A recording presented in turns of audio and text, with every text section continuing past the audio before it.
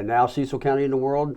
We just talked to a guy from Northeast, and we have another Northeast resident, Sharon Brubaker, author. Welcome to Cecil TV. Thank you for having me. You're going to talk about your new book. Excuse me. many books that you've written. Yes. And a project you're getting ready to engage in with your son, who's also an author. Yes. What do you want to talk? Let's talk about this book here. Okay. This is set locally, right? Yes, it is. Tides of Blue starts out on the Sassafras River in the 18th century when a woman, a poison bottle goes into the river. You can figure that out. But it's about sea glass. It's very popular because sea glass is popular. And when the shards come up, it affects people's lives. There's a story behind every single shard of sea glass that you pick up from the beach. Somebody's touched it, somebody's used it, somebody's held it. I love to collect sea glass. So that's one of I started out as a sea glass jewelry artisan, and I lived down in Hans's Point area, so I can go to the beach and pick up some of the glass. That's a beautiful area. It is gorgeous, yeah. So you're writing, they always say, write about what you know. So a lot of your writing is about Eastern Shore. Yes. That's the Sassafras. I grew up on the Sassafras River. Did you? Wonderful It's river. Beautiful. And you have a new book now. Yes. Called New Cozy Mystery. What's the name of it?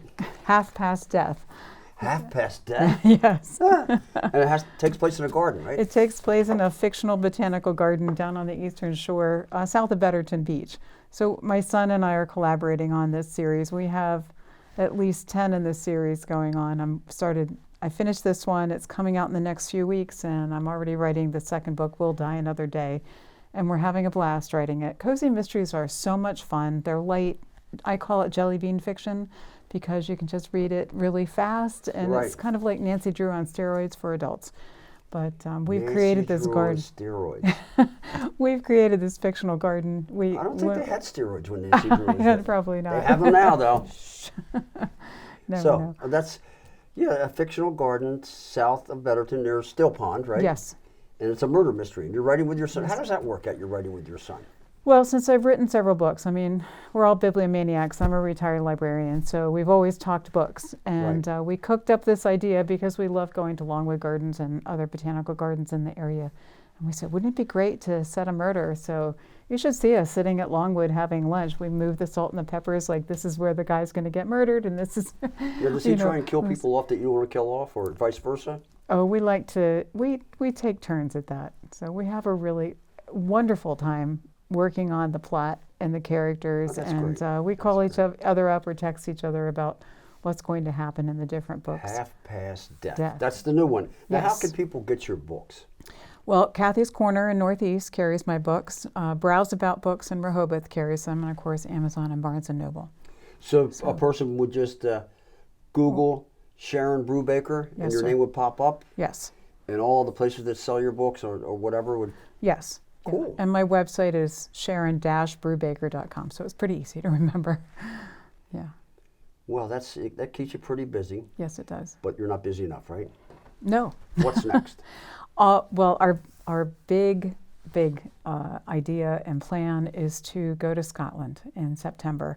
My son gave me the gift of going to Scotland in 2023, and we had a wonderful time. And a book was just tickling at the back of my brain there, and I wanted to set it back in the 18th century at the Battle of Culloden, which was in 1746. And so this story revolves around a woman she's a healer, and she was helping a woman give birth. And when that was happening and the Battle of Culloden was going on, the Brits took her best friend and her daughter. And so she's out on a journey to find her daughter.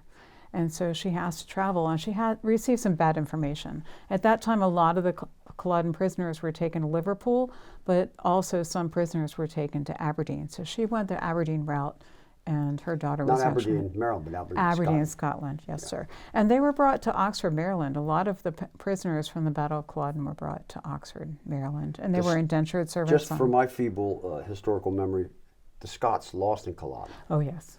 They were slaughtered. They got whooped. It's like under 45 minutes, the battle. Thousands dead. And is that the one that Mel Gibson was in, The Highlander? I have to double check. Well, I know it's an Outlander. And everyone asked me, is your book like Outlander? And I said, No, because it's not time travel, but it does take place in the 18th century. And there is a tremendous amount of research going into the 18th century. So, I mean, we are so fortunate here to live in Cecil County. We're in like the hotbed of the Revolutionary War. Everything is at our doorstep. And Ellen walks from Charlestown, Maryland, up to Louisville, Pennsylvania, up to Chad's Fort because she's trying to avoid General Howe, who is at the Battle of Cush's Bridge and out to kill George Washington. And it leans a little bit on my own ancestry. My family were householders at the Ephrata Cloister way back in the day at the Revolutionary time. And my dad always told me this story, like they went by buckboard, Sharon. They went down to Chad's Fort and took the Americans and the British up to Ephrata Cloister where they had established a hospital. So my little bit of my family history sneaks in there as well. And that makes it really fascinating for you and for your readers. Yes. I intend to read this new. Thank you. It's a lot of fun. Botanical Gardens, because I spent a lot of time down in Betterton and Still Pond. Oh, I back love when I was that area. working. Well, Betterton and Still Pond take place also in Tides of Blue and Currents of Blue, the historical fiction over there. Okay, so let's fast forward to Scotland Calls. Yes. I see a QR code on this. What's that Yes. all about? Well, you can click on the QR code. It takes you to Fund My Travel. Fund My Travel is a little bit like a GoFundMe, but it's all about traveling. You can go to Fund My Travel and type in Scotland, and my picture and my son's picture will come up. You can go to my website. So we're looking for some outside funding to help us to get there to do the research, because it is a tremendous amount of research. Right. I can't tell you. Every day. I research the 18th century every single day. I write little bits every single day. This is a haunting book to me. It's, I hate to say my magnum opus or something, but, it's all consuming. So we're hoping to get back there in September and to follow Ellen's path as she searches for her daughter in And here, coming in 1746. 2026, That's what we're the hoping. Ellen Chronicles. That's what it's So, all about, right? Yes, it is. Yeah. It's a woman's search for her daughter over a span of 30 years in the 18th century. Well, is this one of many books? Is this like part of a series? Or It will you be. intend it to be? Yes, I do. Oh, that's great. Yeah. That's great. Yeah. So you say you're a retired librarian, so you spent Yes, your sir. entire life reading, Yes. and now And writing. you're writing. I've been writing since second grade. That's really So great. I have That's more really books in great. my head than I have lifetimes to live. And so I always say it's like Dumbledore's pensieve.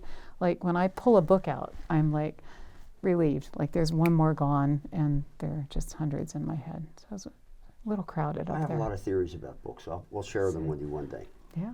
You just need. Anything we great. missed? I think we're good. Thank you. Thank you Folks, so hit much. the QR code.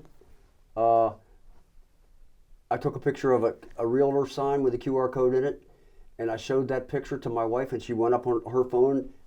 So maybe you could do the same thing. I don't know. But Scotland, here you go. I hope so. I Thank love you it very there. much. Thank you so much. It was a pleasure.